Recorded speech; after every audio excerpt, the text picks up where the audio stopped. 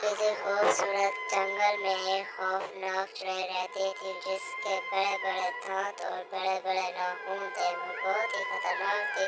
اس کے پاس ہی ایک خوبصورت سا گاؤں آباد تھا۔ اس گاؤں کا ایک شخص سرپنچ جی اور اس کی بیوی کے پاس جاتا ہے اور اس کو بتاتا ہے کہ جنگل میں ایک خوفناک چڑیا رہتی ہے، مگر سرپنچ جی اس آدمی کی باتوں پر یقین نہ کرتے ہوئے اس پر بہت زیادہ غصہ ہوتے ہیں اور اسے گاؤں سے جانے کے لیے کہتے ہیں۔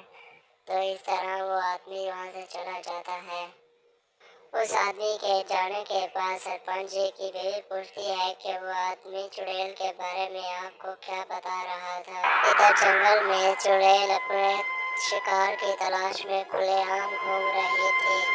چڑیل جنگل سے گاؤں میں ہوتے ہوئے راستے پر ایک لڑکے کو ملتی ہے۔ وہ لڑکا گھبرا جاتا ہے اور واپس گاؤں کی طرف دوڑنے لگ جاتا ہے۔ چڑیل بھی اس لڑکے کے پیچھے اڑتی ہوئی جاتی ہے اور اس لڑکے پر ایک زوردار حملہ کر دیتی ہے۔ حملہ کرتے ہوئے وہ چڑیل لڑکے کو مار ڈالتی ہے۔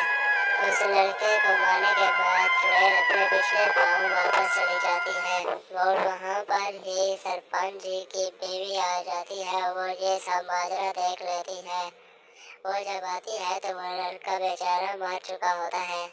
سرپنچ جی کی بیوی اس لڑکے کو اٹھانے کی کوشش کر رہی تھی کہ وہی گاؤں کا آدمی اس کے پاس آیا اور سرپنچ جی کی بیوی کے ساتھ کچھ باتیں کرنے لگا۔ سرپنچ جی کی بیوی بھی اس آدمی کا ساتھ دے رہی تھی کہ میرے شوہر نے یہ اچھا نہیں کیا، اور وہیں پر ہی تھوڑی دیر تک سرپنچ جی بھی آ جاتے ہیں۔ ان تینوں کی باتیں ہونے لگتی ہیں کہ سرپنچ جی کہتا ہے کہ میں شرمندہ ہوں، میری وجہ سے ایک بے قصور کی جان چلی گئی۔ سب حالات ہونے کے بعد وہ گاؤں کا آدمی گاؤں سے کسی اور دوسرے گاؤں میں چلا جاتا ہے۔